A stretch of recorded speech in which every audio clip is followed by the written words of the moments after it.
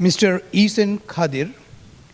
Mr. Ehsan Khadir serves as the Advocacy Director for the Hindu American Foundation in California, with responsibilities for education, policy implementation, and community building. Over 40 years ago, at the ancient Chidambaram temple in India, a priest formally adopted Ehsan Khadir into the Hindu religion. And since then, he has been involved in the founding of many temples, including Concord, Livermore, and Raven Temple in Hawaii. Professionally, Ehsan is highly acclaimed financial industry professional and has served in numerous capacities in the private industry.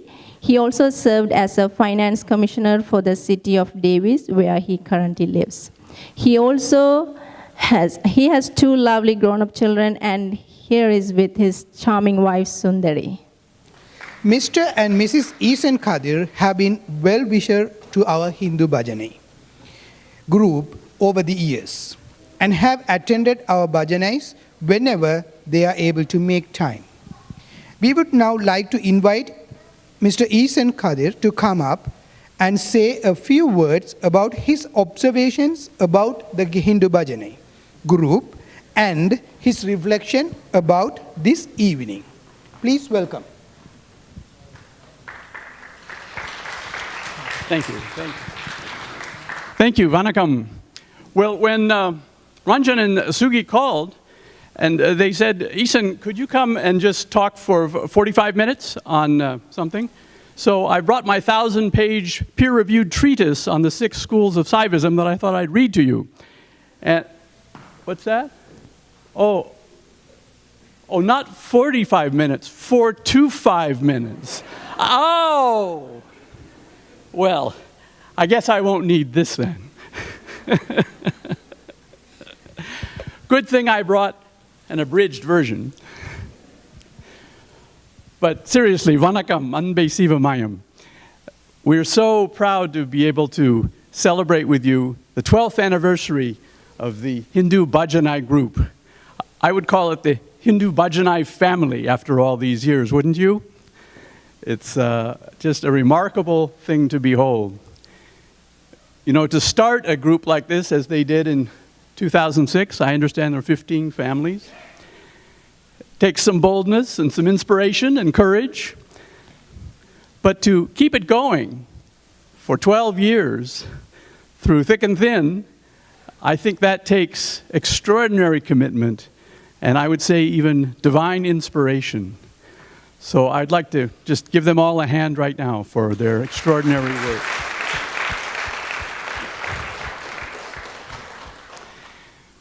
You know, as a California director for the Hindu American Foundation, we go all over the state and our various groups.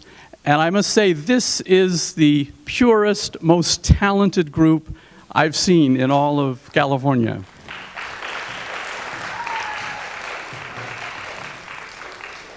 Just the children, I mean, they look like children, but when you hear them perform, you think they're 40 years old. It's just really extraordinary. And lots of Arangetrams have come out of this, I know. And our daughter did her Bharatanatyam Arangetram, so I know the effort that goes into that. But it is really astonishing to see, and I'm so happy to see. And of course, it is our tradition, too, from Jaffna, that we personally follow, so it's especially dear to our hearts. So just a moment to talk about what you have here. I'm addressing this mostly to the younger generation. You have a rare gem. The Hinduism that you're learning and practicing is very pure from Jaffna, Yalpanam. It's Shuddha Shaiva Siddhanta. It is the pure Saivism that even in other Hindu groups, you won't find this. You'll find something diluted and something different. And why is this so important? Why is this so pure? It's pure because it's a coherent, integrated lifestyle that takes one along each marga, Kriya Marga, Charya Marga, Yoga Marga, Jnana Marga, in a very organized way. and each person, each soul is happy and content along each stage of the way. Just to put it in everyday terms, we start with seeing the guest that visits our home as God and treating them as God. And that telescopes right into our shrine room, where we see God and invite God to visit us every day. We go to the temple and sing beautiful bhajans and see the God in the temple. And then later we practice yoga, as has been taught by so many here, and begin to see the light of God in our own heart and mind. And then we see it in others as well. Once we get pretty good at that, we might see it shining especially bright in a saint or a Satguru, and we commune with that being to get to the final steps, to Siva's feet, to realization, personal realization of God, all contained within Saiva Siddhanta in a coherent way. Each marga turns one inward to the next marga. There's nothing like it on earth, really. This is much deeper and much more important than just preserving a culture the way Italians eat spaghetti or something. It's a very deep, life-changing culture that you have been born into for a good reason, I would say. This is a very good birth you've attained. Another part of it is just in the outlook. Whatever your archetype is that you've been taught, that's how you tend to see the world. And we deal with some Vaishnava groups, for instance, and they're always telling me, oh, it's such a battle. Life is a battle. We won this battle. This was a victory. And that's perfectly good. They're wonderful people. But for us, we see Siva dancing in everything, in all of life. So isn't it a much nicer sort of matrix to view the world as Siva's dance? We tend to be more collaborative, more helpful, and see the good in all rather than good and evil. So Saiva Siddhanta, I think, helps us with that as well.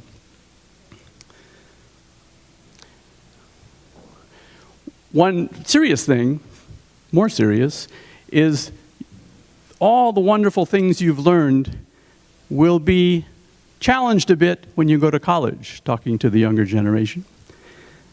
There you will have atheist professors who are Marxists. They don't believe in God. They don't know anything that you know about Shiva.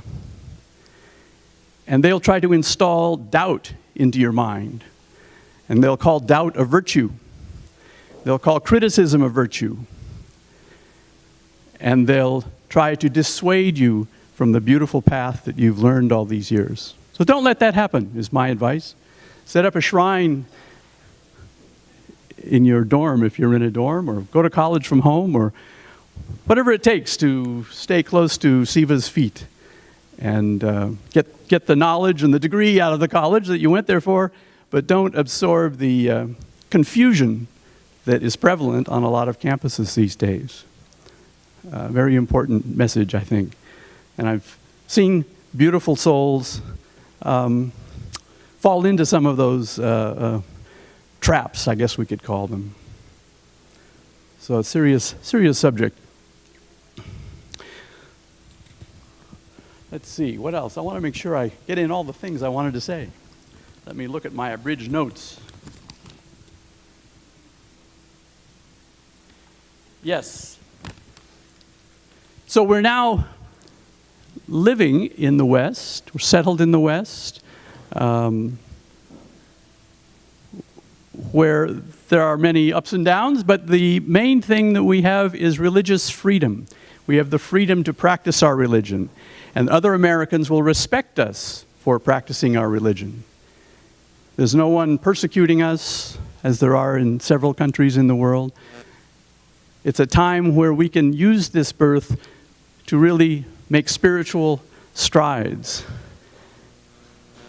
and use the freedom positively and not let it be a negative experience. So that's my message and my thoughts to the Hindu Bhajanai family tonight. we're so happy to be a small part of it and hope to be a larger part in the future. And we wish great continued success for another 12 years and beyond that as the next generation continues it into the future. Thank you very much. Anbe Sivamayam.